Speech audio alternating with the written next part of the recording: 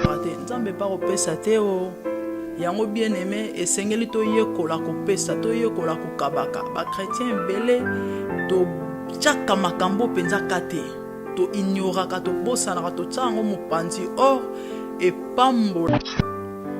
Le diable ne fait que copier ce que Dieu fait. Omona moto akei kosimba kisi bayebisi ye okoma na lupemba kabaka ntango opesa ozo utiliser baetoile bato ozozwa ba 10 ans ba 5 ans bambongo na bango bozwi na bango ezokoma yo azwa makambo wana kuna akopia mesko ya osala ona ndenga mabe opesa nzambe directement et nzamba o récompenser yo. Chrétien sali magasin païen sali magasin chrétien kenda église mupagano ake panganga bizarrement shop ya mupagano ezotonda ya chrétien eloko ezate komika nzambe biso osambela ngo to kosambela penza za patient bato mabe mais c'est normal asali ba sacrifice apesi yo pesi eloko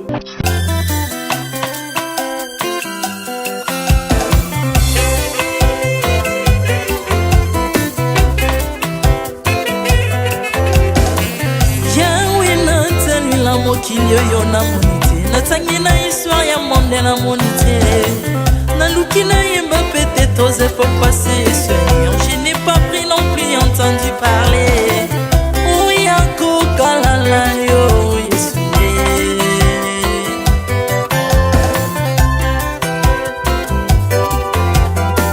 même na domaine ya sorcellerie nationale atanga oyo ya international Papa yokisangwa banzamba mokili yo mokota kufa se kwa lokola yo Yesu nanya voyage a lokola yo nanya mwakoka nino ya wanzambe unima somo ya ekusu bonanga okufose kwa kweyo zali nzambe Yesu uzinzambe na bangelo akoyemela kayo. Shalom, que le Seigneur vous bénisse partout où vous êtes connectés. C'est l'émission Les Cris du Pauvre avec la grande dame dont je suis. Et pour rappeler à tous les bien-aimés que le but de cette émission, c'est demander de l'assistance auprès des gens de bon cœur afin de soutenir cette grande vision dont nous aidons les démunis, particulièrement les orphelins et précisément les enfants de la rue. Oui, nous commençons déjà notre émission. Mon petit thème, je l'ai intitulé aujourd'hui les œuvres. Les œuvres. En lingala, misala. Et nous allons aussi parler en lingala pour aider à tout le monde à comprendre de quoi il s'agit. Je parle au peuple congolais, bien sûr. Et nous sommes dans le livre d'Apocalypse, dans le 20e chapitre. Et je vais lire les versets 12. Je lis au nom de Jésus. La Bible dit, « Et j'ai vu les morts, les grands et les petits, debout devant les trônes. Des livres furent ouverts, et un autre livre fut ouvert, qui est le livre de vie. Les morts furent jugés d'après ce qui était écrit dans les livres, selon leurs œuvres. Selon leurs œuvres. Bien aimé, on parle des morts qui étaient assis, en fait, debout devant le trône pour attendre les jugements. Et la Bible précise que ces derniers furent jugés selon leurs œuvres. C'est pourquoi nous avons intitulé notre message, les œuvres. Le titre fait de notre message, c'est les œuvres. Torolobelanati misala lelo bien-aimé, misala et émission na biso ndenge tolobaki l'autre fois eza pona kosenga lisungi na bandeko nyonso ya mitema malamu kosunga vision oyo nzamba kozanga te kopambola biso elongo. Na nyonso komona nango ya ebele to ya moke ko soutenir bien aimé bana ya nzela o bazangi baboti bazangi ba parents bazangi ba mama bazana mutute enfin que nzambe aleka na ko pambo la yo et tolobela na tina na misala na mokona lelo misala pour ko tanga na makomi na livre Apocalypse 20 na verset 12 bisika nini makomi ezotalisa biso ete bawei bazalaki liboso na kiti na bokonzi batelemi po bazela esambiselo e makomi elobi ete basambisaki bango kolandisa misala na bango Yango bien aimé tokolobela na tina na misala. Bien aimé, les œuvres sont très importantes. La Bible dit que chacun fut jugé selon ses œuvres, bien aimé. Donc, il y a un accent là, bien sûr, par rapport aux œuvres. Bien aimé, dans les livres d'Apocalypse ou encore, je peux dire dans la vie actuelle, tout ce que nous faisons, bon ou mauvais, ce sont des actes, des transactions qui plus tard retombent sur nous. Donc, tout ce que nous posons comme acte, bon ou mauvais, bien aimé, cela retombe plus tard sur nous, sur notre progéniture. C'est pourquoi la Bible dit que ce dernier furent jugés selon leurs œuvres. Et yango bien aimé lelo oyo ndenge tozolo benatina na misala ya mabeto ya malamu nyonso to salaka to bukaka yango. Tout ce que nous faisons bien aimé to bukaka. Dans le monde spirituel bien aimé, il n'y a pas de sentiment. C'est un monde équilibré.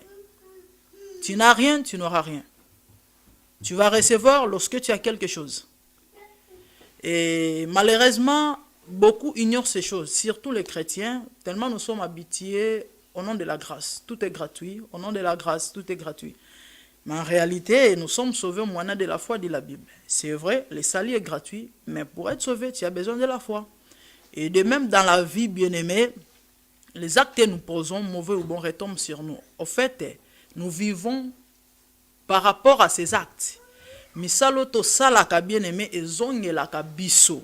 Na bana na biso to kobota, ya malamu to ya mabe. Dans la Bible, bien-aimé, il y a beaucoup de gens ont été visités, les vies ont changé, Dieu a récompensé par rapport au bien qu'ils ont fait. De même aussi, les mauvaises personnes, ils furent aussi jugés par rapport à ce qu'ils ont fait. Reconnaissons l'histoire de Sodome et Gomorrhe. Et lorsque Israël poussait des cris en Égypte, c'était en fait, c'est que leur oppresseur le faisait subir. Il fallait que Dieu intervienne. Et Pharaon fut jugé et frappé. Égypte donc. Et pourquoi? Parce que ce qu'il faisait était tellement mauvais que les taux avaient atteint les quotas. Donc, il fallait que Dieu intervienne. De même, bien aimé, dans la vie courante, tout ce que nous faisons, bon ou mauvais, et à chaque fois que nous faisons le bien plus tard, cela retombe sur nous. Rappelons-nous de l'histoire de Dorcas Tabitha dans le livre des Actes des Apôtres. On n'aura pas la possibilité, bien aimé, de lire tout le verset au chapitre, mais je vais juste donner et chacun va lire, va vérifier à la maison. Bien aimé, nous connaissons tous l'histoire de Dorcas Tabitha. Tabitha banda kosala malamu mingi. Tabitha Dorcas akosunga babola. Tabitha Dorcas akopambola batu. Basi bazanga mamibali, bana bazanga baboti, ndeko wana banda kosala nyonso. Kopesa mbongo, kopesa bilamba, mutu ana nzala. Et un jour, Dorcas était morte. Ndeko mwasi akufi. Tangu batu baye, balobi, non, mutu mususu Dorcas te, mutu mususu Tabitha te, tokozwa rolia wapi. Tokozwa rolata wapi. Tokozwa komela wapi, ndeko akeibo akokufa boyete, akoki kokufa boyete.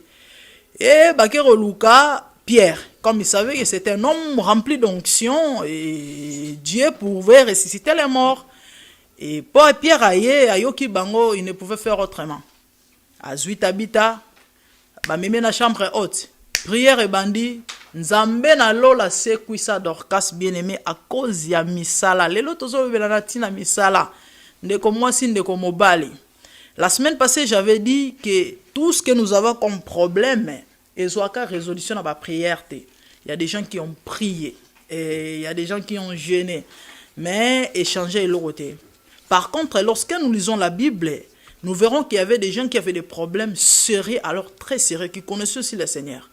Mais ils ont été visités par rapport à ce qu'ils avaient posé comme acte. Et nous voyons l'histoire de Dorcas, bien-aimé.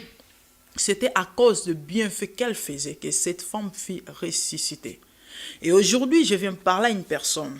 Je ne sais pas, tu te trouves dans quelle situation. Na habité makamuni na makasi ozoleka. Na habité eloko nini ozolingata musosala po mona loboko na nzambe. Et nazoloba na ba businessman, ba businesswoman, surtout ceux qui rêvent de devenir riches. Mon frère, ma sœur, soko kanisaka to lota ke un jour comme moto mbongo ya bozue belé. et que kabakate yaya bossa nando tona parce que ekokokisa maka jamais ponzamba opesa mbongo posa nango nini nzamba pesaka po ayebike intérêt neza na kati so oza muto sunga te oza muto pesa te nzambe ba opesa te o yango bien aimé esengeli to yekola ko pesa to yekola ko kabaka ba chrétien belé to chaka makambo penza kate to ignoraka to bosanaka to tsango mopanzi or et pambolaka et foutaka. Le diable ne fait que copier ce que Dieu fait. Hein? Au moins, on a aussi un kisi ba ebisie, au comme on a loupemba, kabaka, tango opesa, ozo utiliser be toile batu. Ozo zwa ba 10 ans, ba 5 ans, ba mbongo na bango bozuna bango ozo koma yo. Azo makambwana kuna akopia, mais ce qu'il y a aussi là on a ndenga mabe. Or chez nous, et pas dans Nzambe tango yo ozo pesa, et Nzambe muto pourvoyaka. Yende azo pambola yo azo bakisa ao peso koleka sko satana neta ko pese lokote yango monia ko yebisa yo pesa ka po utilizera beto la bato mais Nzamba ko yebisa yo pesa ponga na pambola yo donc pona mutu nyonso oyo amoni ke ye fois ke musika tamuso na business tamuso zo sama makambo esimba te tamuso zo luka ko sala makambo yaya na ye ko lakiso secret sunga ka babola Nzamba ko kotela yo sungaka babola Nzamba ko bundela yo sungaka babola Nzamba ko pambola yo kabaka pesaka yaya Nzamba ko fungolela ba porte Dorcas Tabita akufi likolo misala bien aimé assez quoi lelo o na ba église to mona batu ebele bien aimé bazoko échouer na Bible na maboko mikolo nyonso za losambo pona nini ayebi sacrifice te ayebi hôtel te ayebi te comment ko élever hôtel et pas na Nzambe ayebi comment ko sunga musa na Nzambe te et ici il s'agit de pauvres la Bible dit celui qui donne aux pauvres prête à Dieu tant yozo pesa babola bien aimé oko pesa Nzambe directement et Nzamba o récompenser yo chrétien sali magasin païen sali magasin chrétien qui na église mupagano ke panganga bizarrement shop ya mupagano ezotonda ya chrétien eloko ezate komika Nzambe biso osambela ngoto ko sambela penzeza patient bato mabe mais c'est normal asali ba sacrifice apesi yo pesi eloko te opesi te Nzamba ko sala te eza makambo bien aimé toyebaka te eza makambo to ko ignorer yango moni eza pasi to mona bofulu semina ba vie na biso. La Bible déclare que celui qui épargne à l'excès s'appauvrit. Mais le boko est fungolaka. La main qui donne bien aimé ne manquera de rien. Tolandelara des fois na ba 50 pi. Moi na ke shop, aye na change. Moi wampan moi 50 pi tellement oza trop économe na ndea osakanate donc yo il faut que tonga flat na kin. Na wampan wala mwana zuate. Yo ebi pasa mbongote, pesa, ebi pasa mbongote. Pasa mbongo oui c'est vous ozo toka, ozo sala musala, ozo mone lorote pona nini. Eza ba principe de base, ya mike tel que kopesa. Eza kolona, eza ba semence. Autant ozo sala ngo bien aimé, Nzambe pe akofungolela yo makambo ebele na vie na yo. Na mbongo karate, na domaine nyonso yaya. Na makambo nyonso ko sala. Dorcas ça c'est quoi bien aimé likola ba œuvre. Totangi na apocalypse bisika batali bisio ke bato bakufa ki batelemi liboso ya trône ya jugement ba ko juger bango selon misala na bango. Do misala oyo zo sala yaya ya malamu to ya mabe e ozongela yo. E ko futa yo. Même na banana yo. Souvenez-vous bien aimé de David. Dieu a promis et il a béni David et sa descendance de génération en génération. Pourquoi?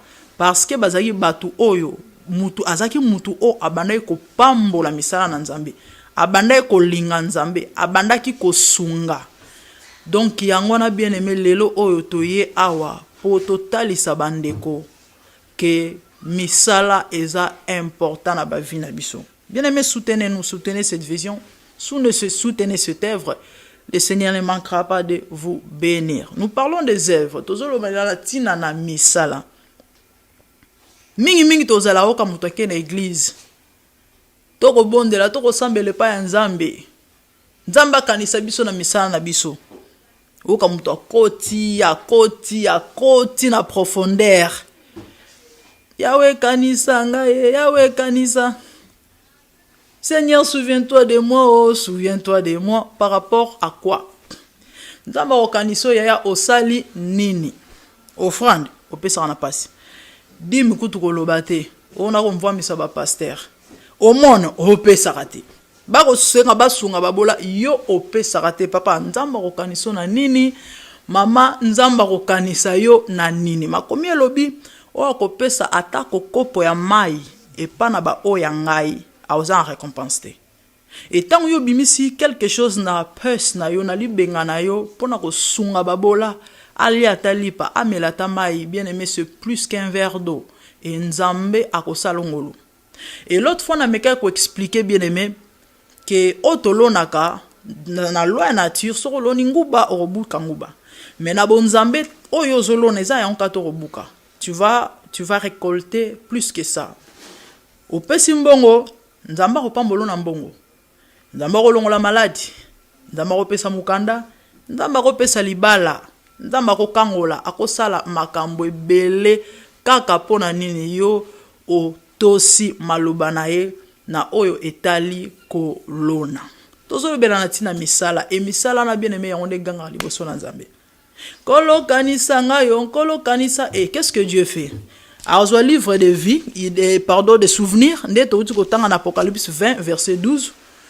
Alors, le livre de souvenirs, Acheli Bosonaye, Abaniko Luka, Nana Zoemba Kuna Yawe Kanisa Ngaye, oh frère Louis, Nzamba Bandi, Louis, Satanape, Ayaka Wana, Bible benye l'accusateur de nos frères. Rappelez-vous dans le livre de Zacharie, la Bible dit que lorsque l'homme de Dieu s'est présenté devant Dieu, le diable était venu pour l'accuser. C'est ce que l'ennemi fait. Lorsque nous nous présentons devant le Seigneur, lui aussi il vient pour nous accuser. C'est ce qui se passe. Et un jour, la Bible dit que le Fils de Dieu est dans le livre de Job, bien aimé, dans le premier chapitre. Et lorsque Dieu est venu vers, en fait, les gens venus vers Dieu, la Bible dit, pour se présenter devant Dieu, Dieu a remarqué Satan qui venait aussi de se déambuler, lui posa la question, où tu wapi? Non, je viens de parcourir la terre, as-tu remarqué mon serviteur Job? On parle, non, en fait, c'était pas seulement par rapport à la droiture, mais c'est aussi par rapport à ce que cet homme faisait. Parce que si vous lisez la Bible, c'était un homme qui avait compassion aussi, bien aimé, des démunis, des orphelins. Et lorsqu'il pleurait dans sa souffrance, il a rappelé tout ça à Dieu. Que souviens-toi, Seigneur, et je n'ai pas déshonoré la veuve et consort, tout ça. Et Satan est venu se présenter. En fait, c'était ça. C'est ce que je disais. Bana nzambe liboso nzambe, Satan aya mopanzi. Po ya kofunda. Tala ye, tala makamba salaki, tala. Yozo yemba yawe kanisa nga, nzamba fungo livre souvenir, Satan mopanzi, azo akize yo. Nzambe, mwano wape ozo fungolela livre. Wana, yekutu mwasi ya chaenganda po, naba na vuta kabela ba mbongo te. Mbongo biloko kuta pesa te. Doa zama bo makasi. Kutu misa na église kuta sungara te. Tala kutu basali émission ya kosunga babola ya landa ki azali na mbongo na compte apesi te. Wana nzamba zo vérifier. Oui, c'est ce qui se passe bien aimé. Si tu lis la Bible au mona ke yango nde mambo elekaka. Et nzambe tanga otala. OK, problème les anines. Alors senga ba kanise po anine. Ah, nzamba ana chouata zappé. Parce que bien aimé le diable nous attaque légalement. S'il n'y a pas de porte, à côté. S'il y a une fuite, il va entrer. Et il n'y a pas des œuvres, de bonnes œuvres, de souvenirs. Le Seigneur ne peut rien faire.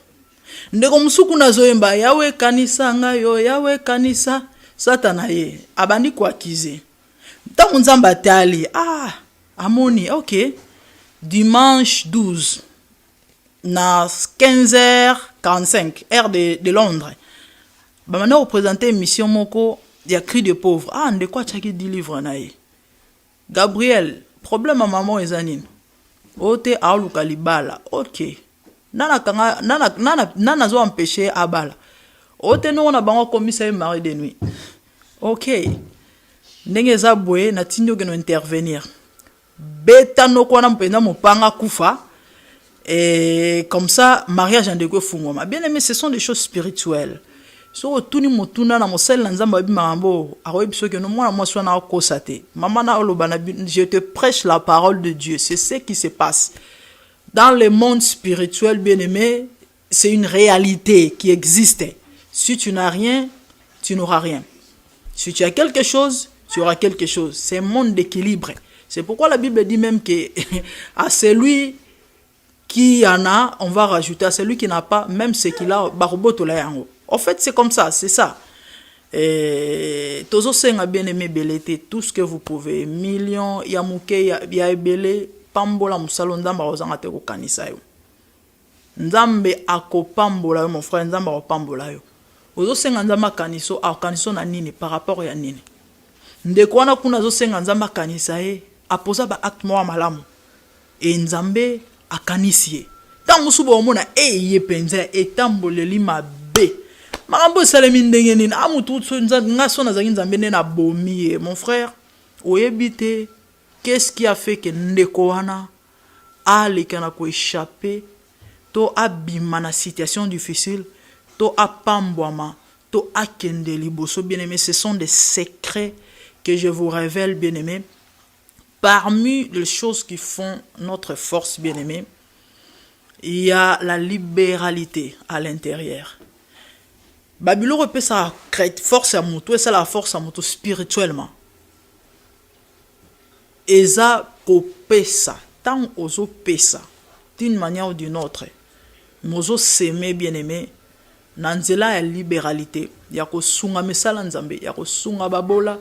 Yarosala a été œuvre nzambe prospérer et ça rend l'homme fort ou puissant, si je peux dire. Pourquoi? Parce que ces œuvres-là crient, ces œuvres-là parlent.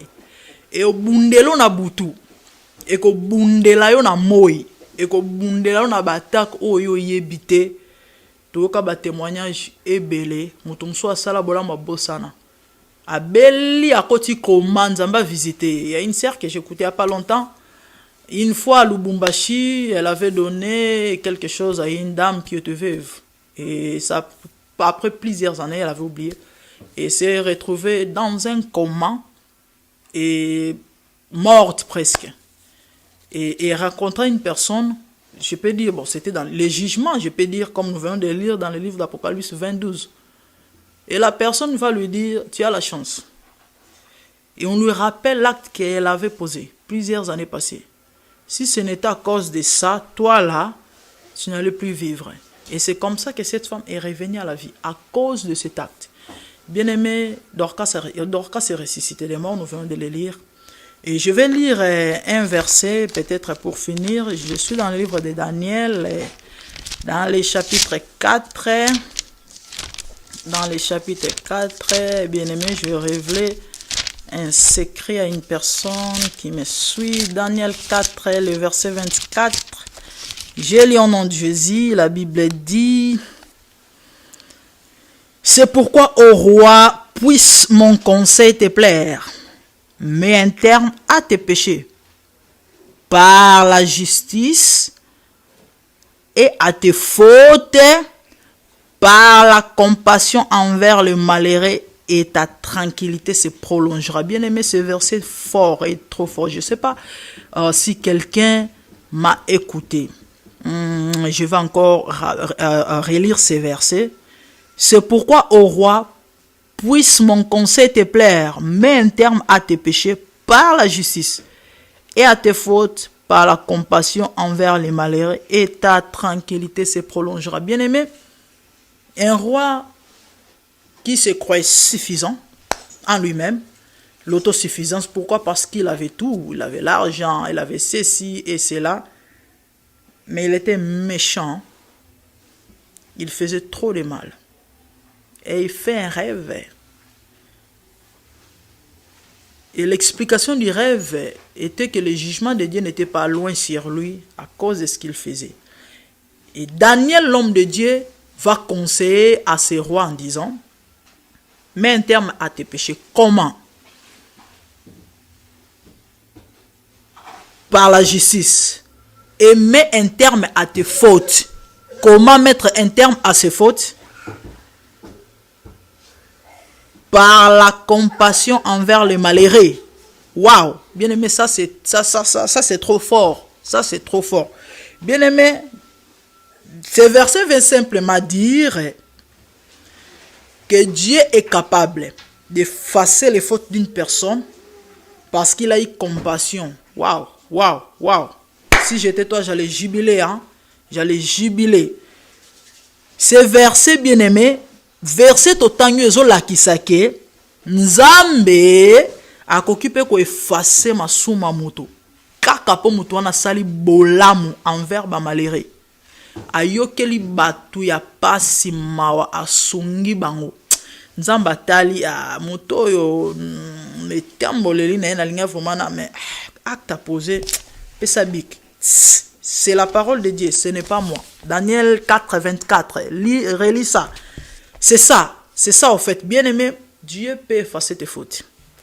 Nzambe akoko sala mutubolamu a prolonger pe ba jour na ye na sena moi.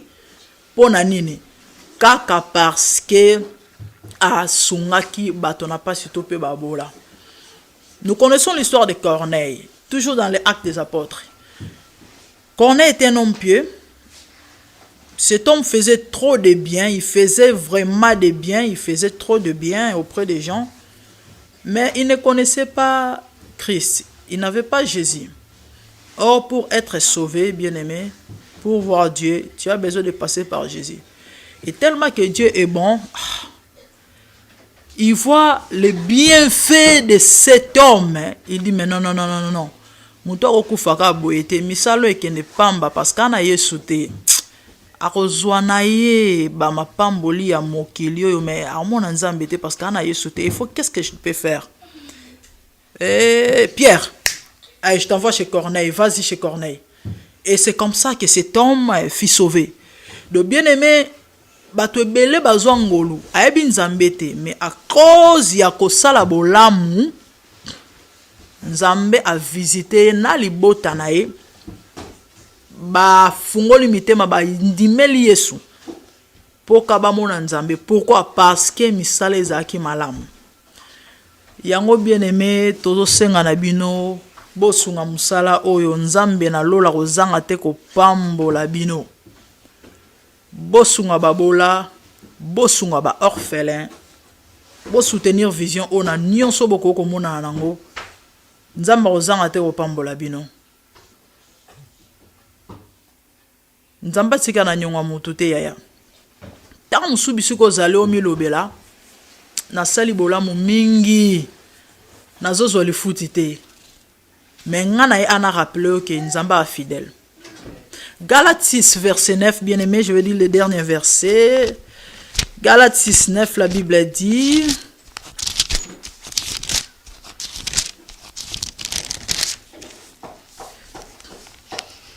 ne nous lassons pas de faire le bien, car nous moissonnerons au tas convenable si nous ne relâchons pas. Bien aimé, tu as tout intérêt non seulement de faire le bien, mais de continuer. Yo sala bolamu. Continuer ko sala bolamu. Bible lobby, oko moissonner na temps convenable. Dieu est souverain. Il sait le meilleur moment. Il sait quand est-ce que Seigneur yo bala, yo bota, yo zwa, o yo zolukana. Azanzambe, il est le réalisateur et le metteur en scène. Il est le maître de ta vie. C'est lui qui est au contrôle de tout. Ko bandozala libuma mama. Parcours non na sana moi et ana maboko na ye.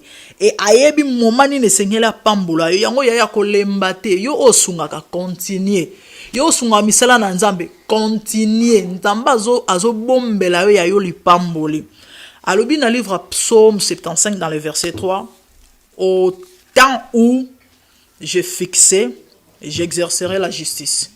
Au temps marqué, au temps où il a fixé, pas ton temps, pas mon temps, parce que nous sommes des humains. Notre façon de voir est différente de celui de Dieu. Il dit, nos voix ne sont pas pareilles à ses voix. Façon Nzamba romone là, ekeseni na oya ngai na yo bien-aimé yozo kanisa moment oyo eza bon moment pour ozwela ozoluka me nzambe aomonaka te il faut zela moke faut zela une semaine faut zela 2 semaines nde ekozala bon moment parce que soki ozwi siko operdre lipamboli wana yango nazo koencourage yo osungaka continue kosunga nzambe na moment oyo abongisi aopambola parce que la Bible dit que chaque chose a son temps. Ecclésiaste 3. Bien-aimé, il y a un temps pour tout, un temps pour s'aimer et un temps pour moissonner ou récolter. Oyo zolo na bien-aimé okobuka yango nzamba ko sarate atikala na nyongo ya motote. Alobi na Esaïe de qui suis-je le débiteur? Ayalo banganza mena ofuta. C'est un Dieu riche, l'or et l'argent l'appartient. La Bible dit dans le livre de AG 1, je crois dans le verset 8. Il a tout bien-aimé. Problème na yo ezaka spécialité et nzamba azo interpeller bien aimé ta mususu po pambolo na nzela na émission oyo na nzela na vision oyo aozela ka ke non na lekisa émission oyo to na sala ki amonango de façon que tant opposer acte nzambe na kanisa parce que hasard ezalaka te na monde spirituel yo kansaneti ko banani ka ko lekanzapa non na fungoli DM5 osuna ni mwana mwasi o ya kitoko azoloba nini aloba mamnini o te esa rendez-vous ya nzambe c'est Dieu qui a permis. Donc bien aimé, c'était un peu ça notre petite exhortation d'aujourd'hui. Notre vision bien aimé, c'est de soutenir les pauvres, les démunis, particulièrement précisément les enfants de la rue. Et c'est pour ça nous venons vers vous par les médias pour tendre la main, demander votre assistance, votre aide et le Seigneur vous bénira. Bosunga biso nzamba kozanga te kopambola bino et ba coordonnées zawana certainement les autres bosana ko tchaba détails bancaires prochainement tozongi ça so bengi na numéro wana après émission na repesa ba coordonnées ou soit soko lingi to pesa explication encore plus par rapport à ça. Bisabino de quoi il s'agit vraiment et le Seigneur ne manquera pas de vous bénir. C'était l'émission Les Cris du Pauvre avec la grande dame et quant à moi je vous revois la semaine prochaine et n'oubliez pas de suivre la vidéo le mercredi à 19h heure de Londres. Torotia la bino vidéo il y a le 25 décembre. Oh, tout ça là qui action nabana ba shege, on a nourri au moins 200 enfants de la rue bien aimé. C'était le sentiment de joie, de tristesse ensemble mélangés. C'est ça Dieu. Nzambe anandinga salama amunaye bo sepela nango et vous allez vraiment nous donner confiance parce que nous faisons un grand travail. Que le Seigneur vous bénisse. C'est par là que nous allons finir pour aujourd'hui.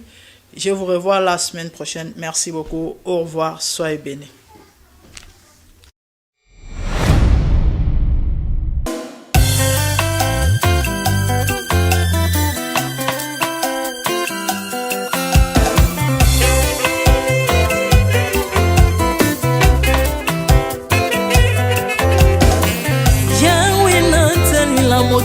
Yo na monite na tangi na histoire ya monde na monite na luki na yemba peut-être osé pour passer Seigneur je n'ai pas pris non plus entendu parler oui ako kalala yo Yesu